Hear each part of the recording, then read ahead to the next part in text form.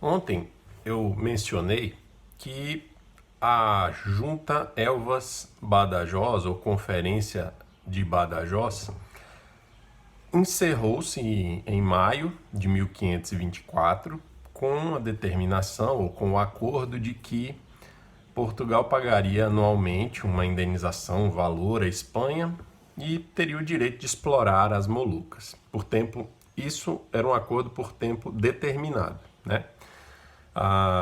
Aliás, não era um acordo definitivo ainda. E só em 1529, com o Tratado de Saragoça, seria fechado um acordo definitivo. Aí eu disse assim que não sabíamos se Portugal pagava ou não, pagou ou não aquela indenização anual. O fato é que há ainda algumas incertezas sobre esse período que vai da Conferência de Badajoz até o Tratado Definitivo de 1529. São 5 anos de informações desencontradas sobre a situação real das Molucas. E existe um fato que eu vou narrar hoje para vocês que deixa muitas dúvidas sobre se realmente se chegou a algum acordo na Conferência de Badajoz. Que fato é esse? Em julho de 1525, portanto um ano depois do fim dessa conferência, o rei de Espanha, Carlos V, resolveu concluir uma expedição que já estava sendo programada desde o retorno da frota da expedição do Fernão de Magalhães. Então vocês devem lembrar que em 1522 a frota do Fernão de Magalhães chegou então à Espanha. O próprio Fernão de Magalhães não chegou, porque ele morreu durante o processo. Quem tiver dúvidas sobre isso, assista o vídeo sobre a viagem de circunnavegação do Fernão de Magalhães. Quem concluiu a viagem foi um outro piloto, que foi o Sebastián de Elcano. Sebastián de Elcano. Bem, então em 1525, como planejava desde 1522, Carlos V de Espanha envia uma nova expedição para as Molucas. Essa expedição era liderada por um frei chamado Garcia Jofre de Loaiza. Certo? Muito bem. Vamos falar sobre essa viagem, já que essa viagem ela tem algumas consequências especificamente para o Brasil, mas vamos chegar lá já já. Bem, essa frota era composta por 7 naus e 450 homens, e ela foi uma viagem assim longa, ela só vai ser concluída quase 10 anos depois, e ela vai ser cheia de contratempos, deserções, temporais, e vai ser uma dessas naus que vai ser mais importante para a história do Brasil, mas não vamos colocar o carro na frente dos bois. Então essa frota partiu em julho de 1525 de La Coruña, na Espanha. Em alguns lugares se encontra que ela partiu de Sevilha, mas partiu da Espanha em julho de 1525. Ainda em julho, no dia 31 de... Aliás, no dia 31 de julho de 1525, eles vão atingir o arquipélago da Madeira e 2 dias depois as Canárias. Eles vão estacionar nas Canárias, então, em 1º de agosto de 1525 e vão passar ali 12 dias.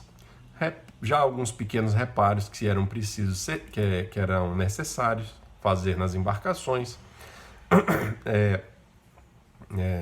abastecimento com água, com lenha, com comida.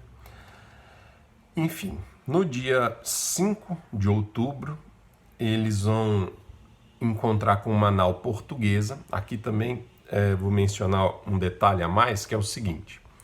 Eles avistaram uma nau, não sabiam ainda se era de que país ela era, acharam que poderia ser francesa. A Espanha tinha uma rixa, né, um litígio com a França naquele momento, e aí eles se aproximam. Uma das embarcações, uma das 7, vai na frente das outras, reconhece que é uma nau portuguesa, e quando esse capitão estava tentando resolver ali algo com essa nau portuguesa, chegou uma outra embarcação dessa mesma expedição do Loaiza, e essa embarcação era dirigida, era pilotada por Dom Rodrigo de Acunha. Gravem esse nome. Dom Rodrigo de Acunha faz o quê? Ele, digamos assim, passa na frente do piloto da outra nau que tinha chegado primeiro, dispara contra essa nau portuguesa e prende todos os membros daquela nau portuguesa. Isso gera um atrito entre o Dom Rodrigo e o outro piloto. Eles quase vão às vias de fato, mas acabam conseguindo resolver pacificamente a coisa. Bem, a viagem prossegue. No dia 15 de outubro de 1525, eles, ali nas águas de onde hoje é Serra Leoa, eles solucionam o problema lá com a nau portuguesa, prosseguem viagem e no dia 19, quase um mês depois, né, mais de um mês depois, no dia 19 de novembro, eles vão avistar terras portuguesas. Tá? Então, em novembro, eles avistam terras portuguesas, provavelmente terras do Nordeste. Sabendo que eram terras portuguesas e querendo evitar complicações, eles navegam então para o sul.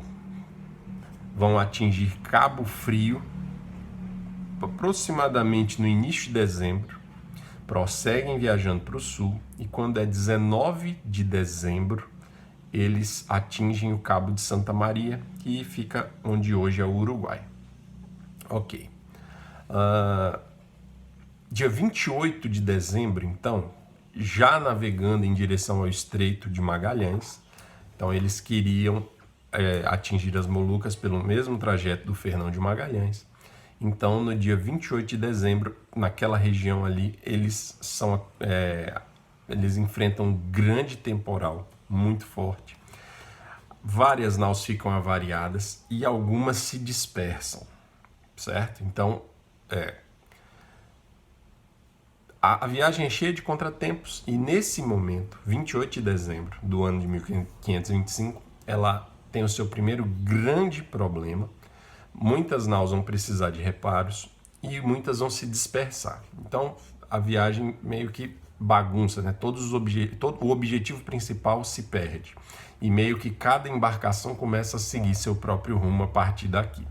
A viagem do Loaysa, ela é muito complicada, ela é muito longa e ela daria, assim, vários vídeos para contar a história dela, que é muito curiosa, muito interessante. Mas não é o nosso objetivo aqui falar de uma expedição espanhola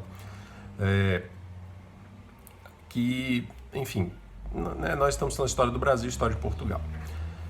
No que ela interessa para a história do Brasil? Então, depois dessa dispersão do final do ano, do último dia 28 de dezembro, a nau do Dom Rodrigo de Acunha vai se dispersar e vai parar lá em Porto dos Patos, litoral de Santa Catarina, alguns dias depois.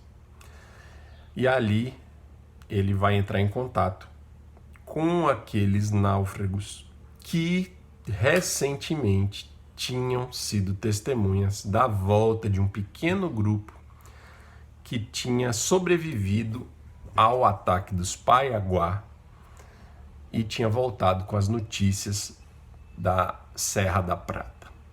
Então, vejam, Dom Rodrigo de Acunha, um navegador espanhol da expedição do Frei Garcia Jofre de Loaysa, por acaso, por causa de um temporal, vai parar no litoral de Santa Catarina, trava contato com esses náufragos que tinham conhecimento,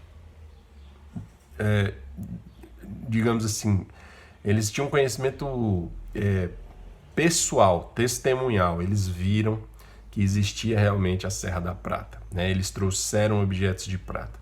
E eles contam aquela história para o Dom Rodrigo. Naturalmente, toda a tripulação fica empolvorosa.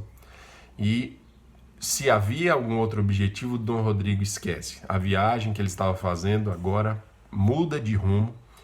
E para falar sobre isso, já está dando 10 minutos de vídeo, então eu queria falar exatamente sobre o caso do Dom Rodrigo, mas eu peguei aqui muitos detalhes sobre a viagem, a parte inicial da viagem da expedição espanhola, e acabou que não deu tempo. Então no próximo vídeo, amanhã, eu falo então sobre como esse Dom Rodrigo de Acunha, um espanhol, vai entrar na história do Brasil por causa de um temporal que a expedição dele, da qual ele fazia parte, enfrentou lá no Estreito de Magalhães. Beleza? Então é isso, pessoal.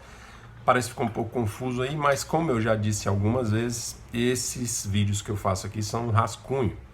Então eu estou percorrendo a história do Brasil, desde os primórdios da história da Península Ibérica, vimos a formação do Reino de Portugal, atravessamos todo o período da dinastia de Borgonha, depois entramos na dinastia de Avis, falamos de toda a expansão marítima portuguesa, até chegar em 1500, a descoberta do Brasil, que é uma etapa dos descobrimentos portugueses. E aí, desde então, falamos de todos os episódios importantes de 1500 até esse vídeo de hoje, que estamos falando do ano de 1526. Beleza? Então é isso. Aqui, nosso lema é ter paciência e ir pegando detalhe a detalhe da história do Brasil. Tá certo? Um abraço para vocês.